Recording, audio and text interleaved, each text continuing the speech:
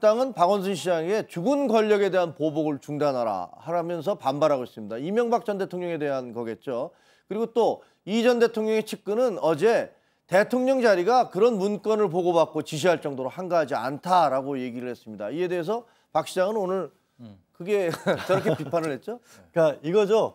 본인도 박 시장도 천만 서울 시민을 돌보고 있는데 네. 그러면 뭐 할 일이 없어서 내가 전직 대통령을 고소를 했겠냐. 네. 나 역시도 굉장히 바쁜 사람이다라는 말씀이었고 저에게 이면에 또 뭐가 있냐면 서울시장 당시 서울시장을 대해서 뭐 언론이라든가 아니면 뭐 일부 지식인이라든가 이런 사람들 동원해서 탄압을 할 정도로까지 국정원 문건이 상세하게 만들어졌는데 장차관급 정도의 어떤 범죄에 들 정도의 인물인데 그런 사람에 대한 그 국정원의 공작이 이루어졌는데 그게 대통령의 보고도 안 하고 이루어졌다는 것을 박 시장으로서 받아들일 수가 없다라는 그런 얘기도 같이 곁들여서 한 것이고요. 그래서 이명박 전 대통령 측에서는 여전히 이제 그 부분에 대해서 확실한 어떤 증거도 없는 상태에서 이건 명백한 정치보복이다. 자꾸만 이런 것을 꺼내는 것 자체가 옳지 않지만 아직은 이명박 전 대통령이 좀 지켜보자라고 해서 우리가 적극적으로 나서지 않고 있다라고 계속해서 반론이 오가는 상태입니다.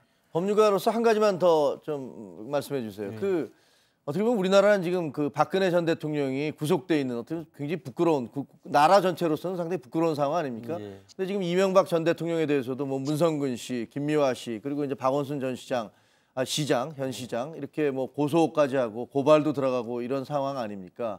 그럼 이제 어차피 수사가 들어갈 텐데 어떻게 전망을 하세요? 그러니까 전직 대통령에 대한 어떤 예우도 좀 있을 것이고 당연히 뭐 그것도 그냥 고려 안 할 수 없을 것이고 또 실정법을 위반했거나 뭐 이런 부분들이 있다면 또 그것도 뭐 넘어갈 수는 없을 텐데. 사실은 이미 그러니까 국정원이 대통령 직속 기구라는 점을 생각을 해본다면 최소한 정치적인 어떤 책임 내지는 잘못에 본 도덕적인 어떤 책임에 대해서는 이미 지워졌다고 봐야겠죠. 본인이 직접 휘하했던 그런 어떤 아주 가까운 측근이었지 않습니까?